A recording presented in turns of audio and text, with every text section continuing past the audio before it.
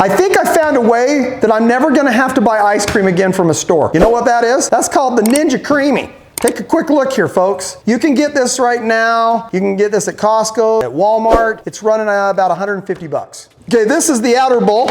It goes in there like that, right? This is what you put your ice cream in. This is how you mix it. It's a pint. You dump your stuff in there, you mix your stuff in there, you freeze it, and then that goes in this, and then this lid goes on top. But before you put the lid on, you got this blade here, and there's the latch on top. I'm just gonna open that latch up, clip it in. There it is. That goes on top like that. Okay, so now it's latched in, and then that's how you open and close it, right?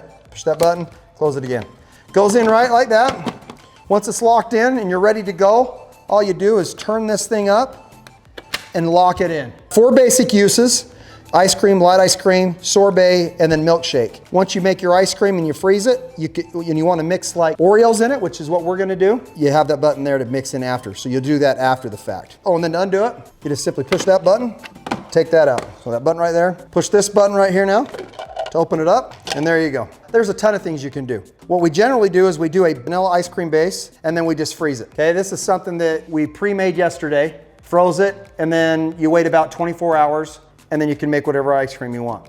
Is if you do a sorbet, you just take fruit, and then you dump it in here. Again, all you do is freeze it and wait 24 hours. We'll show you that later. We do a cup of whole milk. We've done this also where we've used just regular milk, and it actually turned out just fine. You take heavy whipping cream, and you put 3/4. Okay, so this one surprised me. I didn't know that you did this, but apparently you do. Tablespoon cream cheese. Put it in a bowl, and then we nuke it for about, what, 15 seconds? Take that now and you put that in there.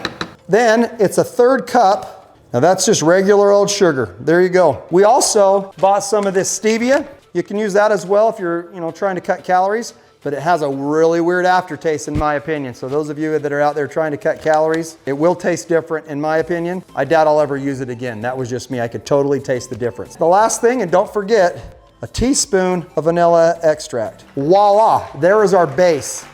Now I'm not quite up to the line. You can use a blender to blend it. You can use a fork. I'm just gonna use a wick. What I have noticed is as we play with stuff, almost anything works. I did a chocolate milk, just straight chocolate milk, and made it, and that was delicious.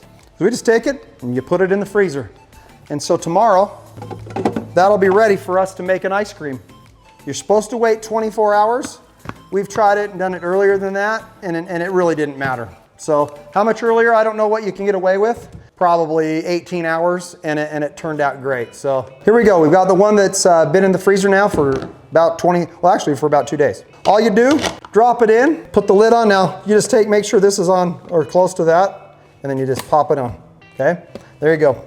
We put it in here, kind of locks down there, and then you spin it up. See how that thing rises and locks it in? We got it turned on, let's see, turn it on. Okay, we are going to do an ice cream. Now you sit and wait. That blade's actually dropping down and blending through that and coming back up.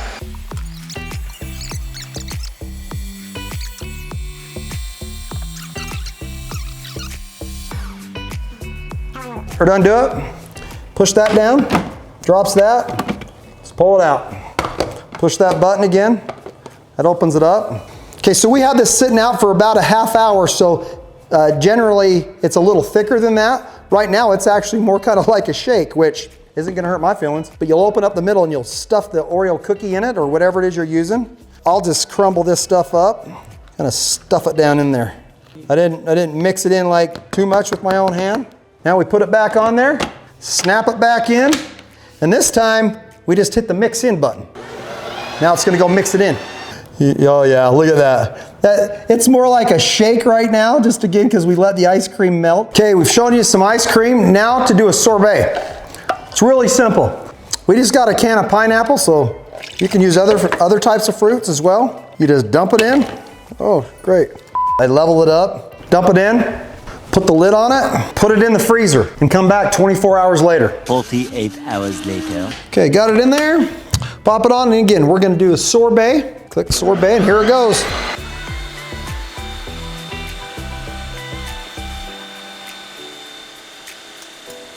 See how creamy that is? That was seriously just a can of pineapple I mean, it looks just like ice cream to me, but try it out. What kind? This is pineapple. Out of a can. I love it. Yeah, that is so creamy. It's amazing. It's how well it blends it. I love it. That's sorbet. It's good. So if you like chocolate milk, I love chocolate milk. Usually the ice cream version of chocolate is too strong and rich. Make your cup of your heavy cream, and then all I did, took regular chocolate milk and I poured it in to the to the line it says to. Stir it up and put that in the freezer. So this is my favorite chocolate one, and again, it's just made out of chocolate milk from Costco. It tastes just like chocolate milk, ice cream. Oh, it's really good. Oh, say that again. It's really good. Like for a chocolate ice cream, I'm gonna say that's. I'm gonna go out and say that's my fave. I always have frozen strawberries and blueberries in our freezer. So real simple. Take them out, chop them up a little. I don't have to chop up the blueberries, but chop up the strawberries right out of the freezer. I'm gonna take this, click ice cream. You can run it. It has another thing to remix because sometimes it doesn't mix it as well as you'd like. But now what we'll do is you make an opening in the middle. You gotta make sure you get it down in there good so that you get it all the way through it. And now there's a mix. So again, you don't hit ice cream again, you hit the mix in button. What it does different, I'm not 100% sure, but there you go. As you can see here, we play around with some stuff. This isn't in the recipe book either, but blueberry and strawberry. Look at that. Yeah, it's really good. Look at that. Fresh fruit. Like that's fresh fruit. That's real stuff right there. It's none of that artificial crap. Like, this is real deal. All right, so how much fun can you have with this? I think it's really up to you. You can put anything you want. Our Oreo one is one of our favorites that we've done. The fruit one, chocolate milk, sorbet with different stuff. We were going to do one with Reese's Pieces. Oh, Reese's Pieces, that's right. We ate them all. We ate them all. Reese's Pieces, M&M's. Yeah. Okay, so this would be a fun Christmas gift. This would be a fun, well, for sure for Christmas. Birthday, and anybody can use it. Kids would love it. Mom, dads, for 150 bucks. I think we've saved 150 bucks just in ice cream alone since we bought it. Oh yeah, milkshakes. Milkshakes. Yeah, the milkshakes are good. It just blends them more is all it does. But we do have a link below, so if you want to, you can go down there and check some stuff out. But anything else? No, it's fun. We've had fun with it. Oh, love it. Like, delicious. Yeah. Hey, thanks for watching Chef Dawg. Again, thanks for liking, sharing, comments. We love all that stuff. You guys have been great out there. Our little channel's growing, and it's all because of you. Have a good one. Bye-bye.